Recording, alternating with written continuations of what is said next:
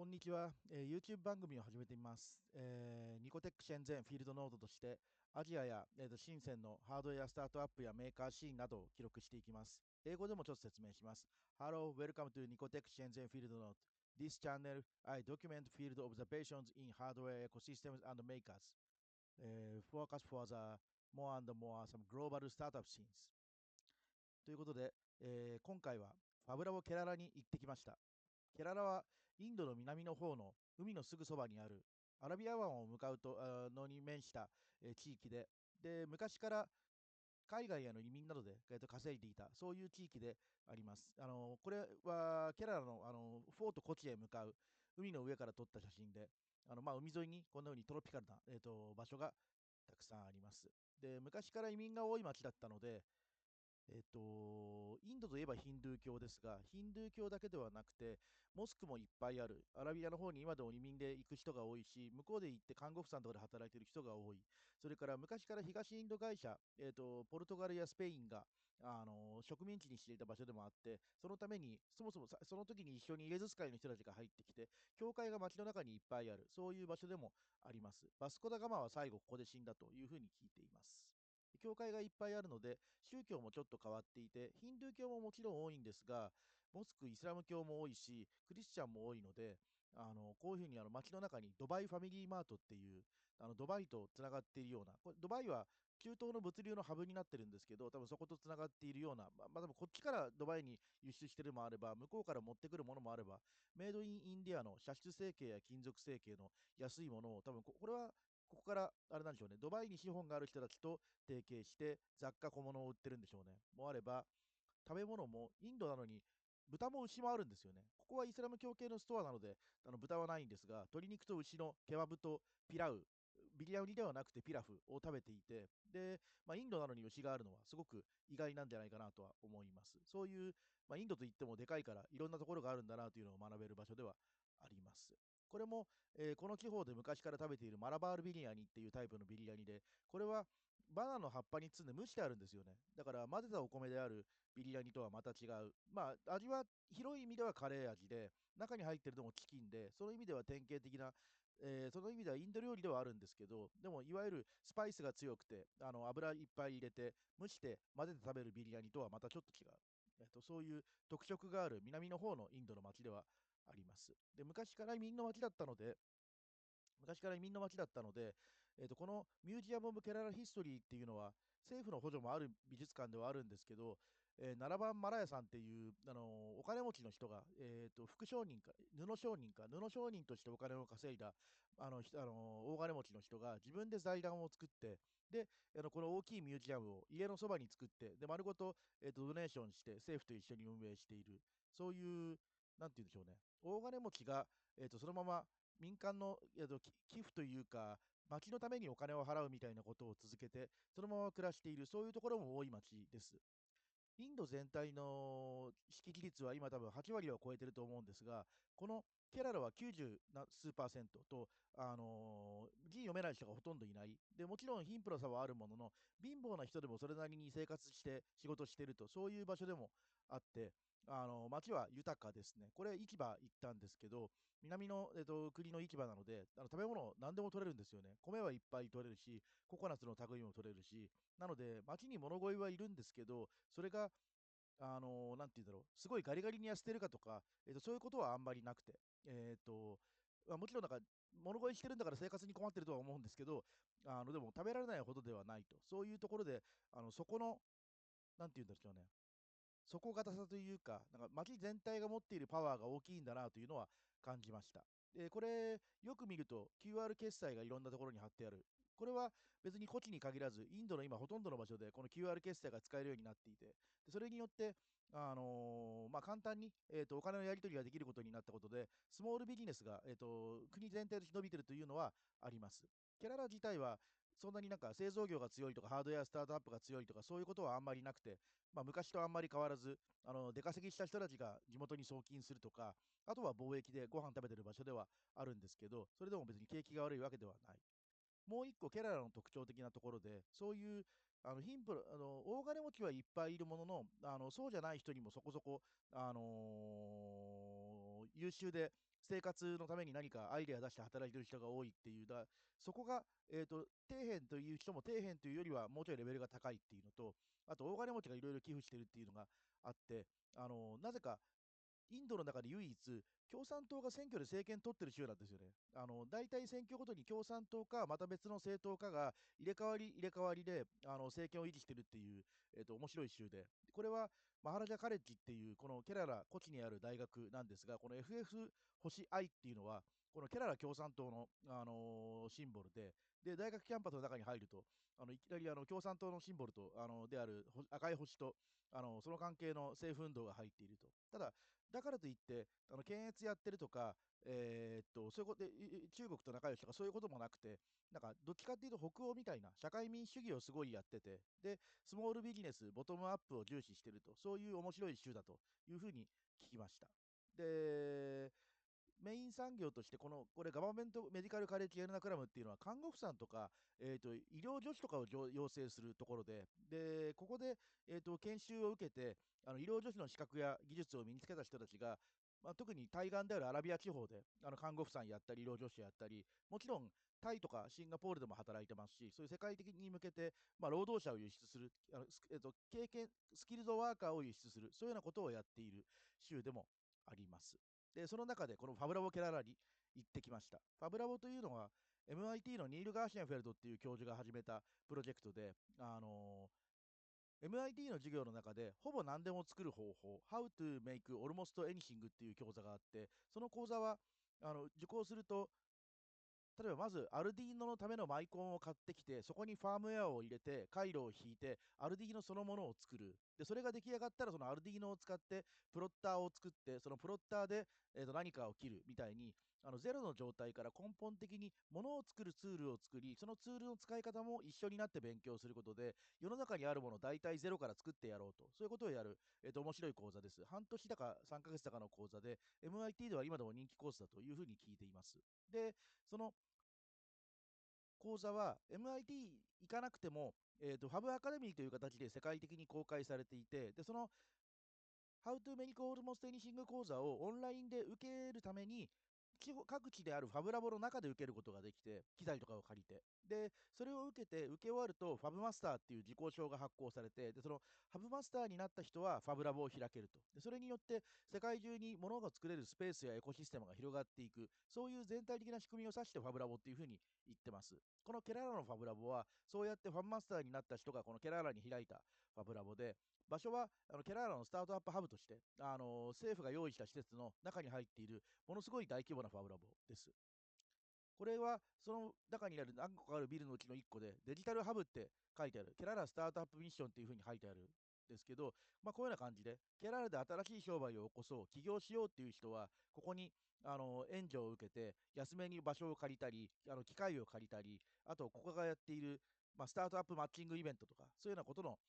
サポートを得ていくことができる、そういう施設です。その中にこのファブラボケララがあります。ここは他に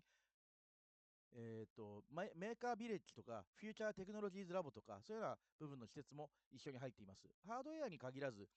サービスやってるとかソフトウェアやってる会社も多くて、さっき見たビルディングは、ここは丸ごと全部ソフトウェアというふうに聞きました。このビルの中にハードウェアが入ってて、で、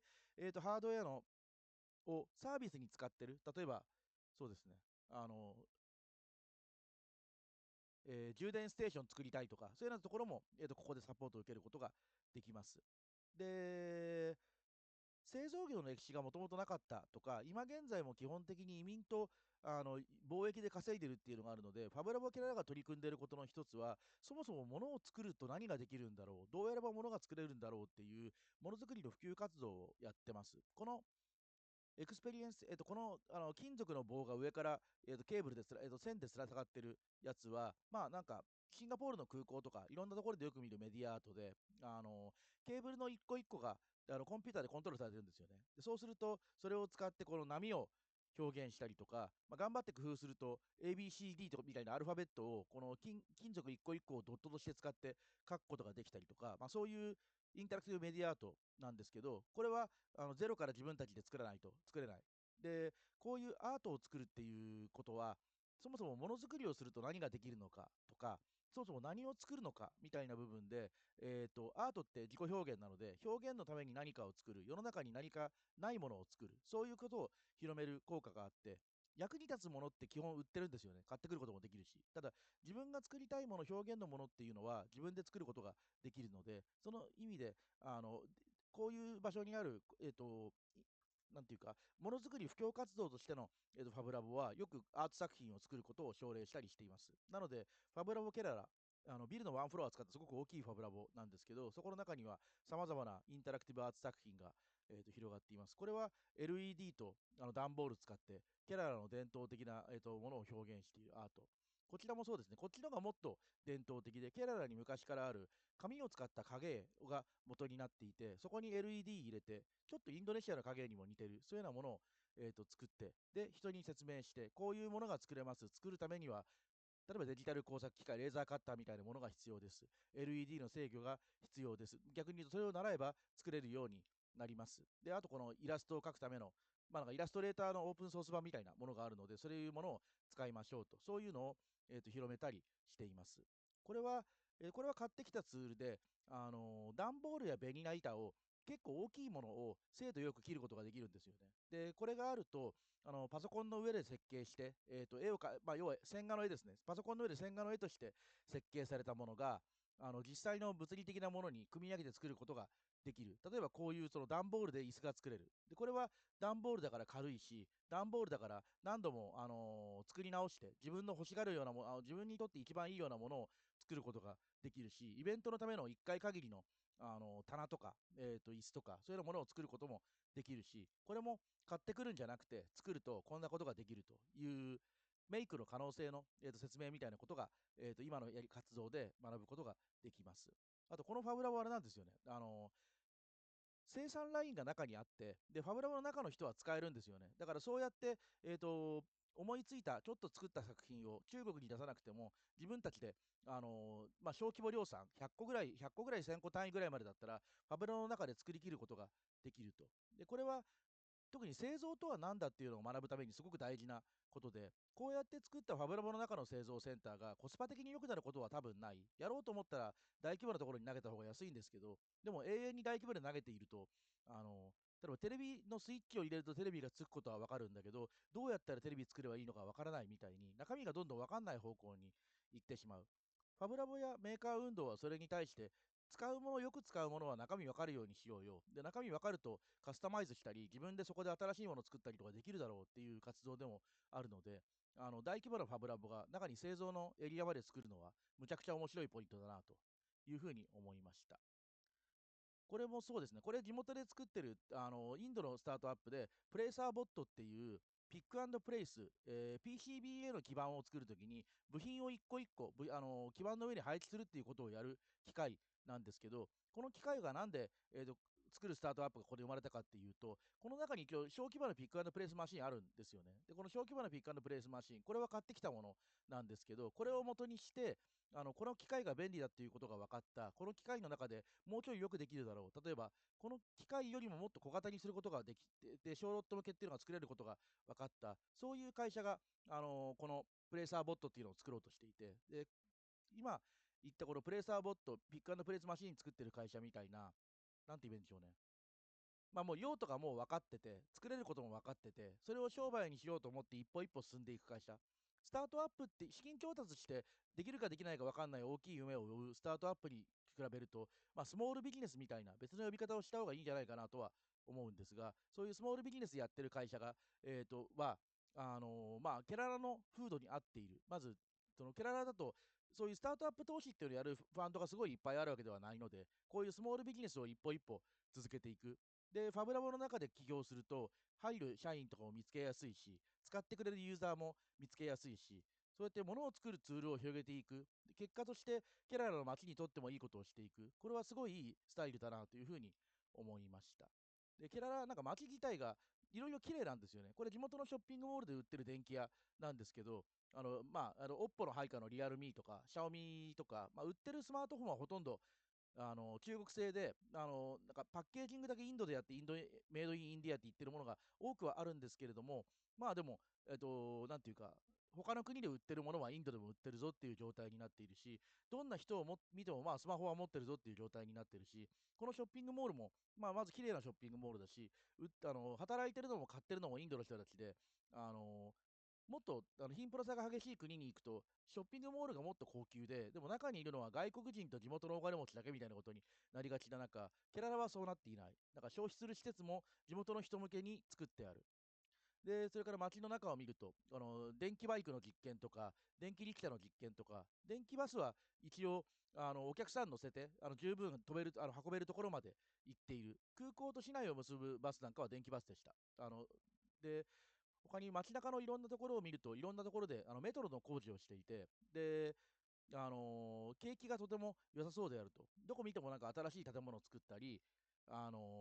県内ほど景気がいいわけではない、県内に比べると規模は小さいんですけど、いろんなところで未来のための工事をしている。ちなみにこの工事の、地下鉄工事をやってる看板が、この Patience today, comfort tomorrow、つまり我慢するのは今日。で、そうすると、とても住みよい明日みたいなのが書いてあって、こういうなんか哲学的なちょっといい話が看板に書いてあるの、すごいインドっぽいなというふうには思いました。ですね。で、まあ、こんな感じでメトロの、工事をしています。大体、ケララの中で一番みんなが使ってるのはバスで、バスは1回乗るのに、一番安いと5ルピーぐらいなんですよね。5ルピー、8円とか9円とか。今、この時は1ルピー1.7円、8円とかそれぐらいでした。で、それに比べると、メトロは一番安いところでも20ルピーからスタートなので、5倍か、まあ、割合によっては10倍ぐらいの値段の差があるんですけど、でもバスもメトロもどっちも十分人乗ってるんですよね。で、もちろんなんかメトロ乗ってる人の方が綺麗な服は着てるものの、なんか普段はバスで、メトロ乗れるとこはメトロ乗るみたいな人も結構いて、でそういう意味で消費する中間層みたいなのは育っている感じがしましたし、その今言ってゴルピーのバスはエアコンもついてないし、時刻表もまあまあいい加減なんですよね。それに対してメトロは、もちろん時間通りに来るし、エアコンもついてるし、駅も綺麗で、で、なんかそういうところに向けて生活が進化してるんだろうなということは、すごく強く感じました。ですね。ケララ自体は、まあ、そういう文化の力があるし、空港もある程度あって、で、ドバイとか、ジッダとか、そういう西側に向け、7割ぐらいの飛行機は、国際線は西側の方に抜けてる感じがありました。なので、それこそ今のイランの戦争とかがあって、ケララの人たちすごい困ってるだろうなとは思うんですが、ただ、僕みたいにもともと深センに住んでて日本人だと、東側のことはよく見えるけど、インドから西の方、中東の方の解像度はどうしても甘くなりがちになってしまうので、そういう意味でもなんか、キャララいろいろ、そのアラブのやってることが見えて新鮮で、これからも注目していきたいし、ファブロボ・ケララも数年後また訪れると、ガラッと変わってるだろうなとは思っています。とりあえず、ポッドキャスト第1回は、これで、終わります。今回の内容は、フィールドノートとして、文章にもまとめて、まあ、ノートあたりで公開しようかなというふうには思ってます。明日から僕は、ドイツのエンベッテッドワールドっていう組み込みの大会に行くので、そのエンベッテッドワールドのレポートをお届けしようというふうに思ってます。よかったらチャンネル登録やいいねもよろしくお願いします。ではまた会いましょう。